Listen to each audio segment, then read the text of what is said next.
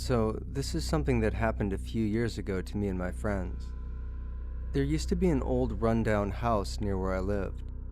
It's now been knocked down, but it used to be where the gated off bit was.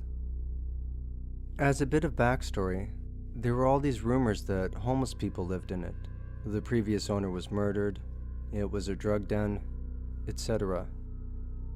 So me and my friends were 16 and drinking and messing about on the beach, and it was about 10:30. We'd ran out of beers, so my mate with the fake ID was getting more from the Tesco just up the road.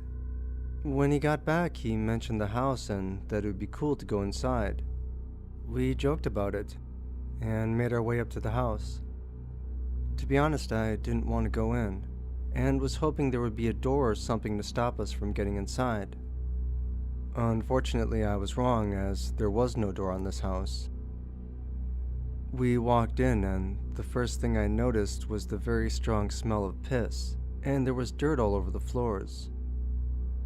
We went into the first room on the left, which used to be a living room. There was the frame of a sofa which we could just make out due to the streetlight coming through. All over the floor was rubbish. Beer cans, crisp packs, syringes, etc. Now, this should have been a sign to get out then, as the house clearly wasn't abandoned. Anyway, we left that room and went into the kitchen, and it was a similar story. Shell of a room littered with rubbish.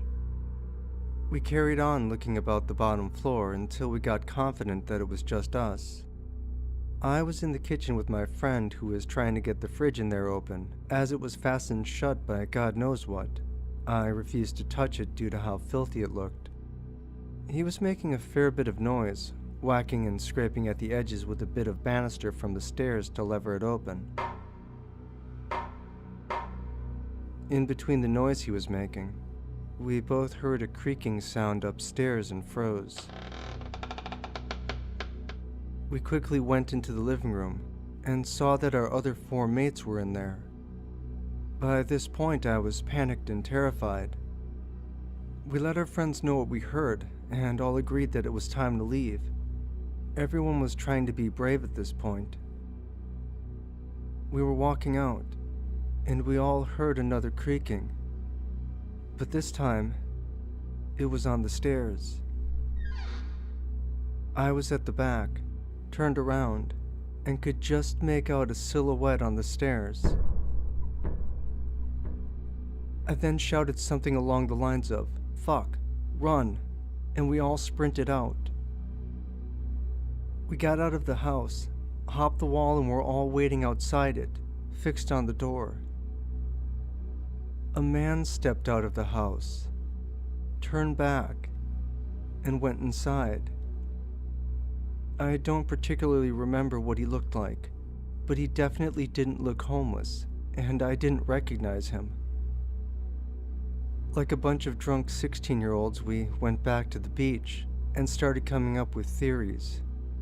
2 of the guys were adamant that he had a knife in his hand, and that they could smell something rotting in one of the rooms, claiming he was a murderer, and one of us could have been his victim. Whoever he was, I still get chills thinking about it today, and I don't think I've ever been more scared in my life.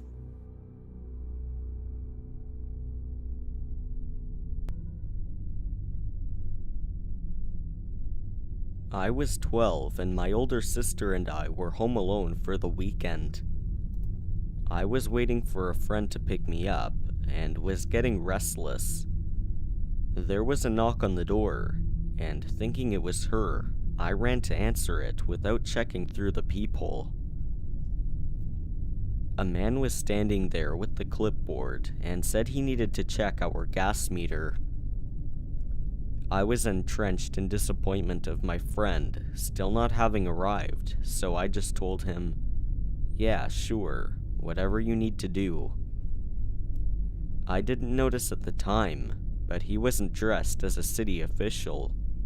He had on a green and purple shirt with bold stripes like the host of Blue's Clues. He came in and immediately went up the stairs to where our bedrooms were and walked into the open door of my room.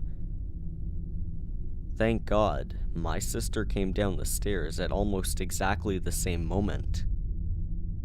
She said, "Oh, is that Daphne's dad? Why is he going upstairs?"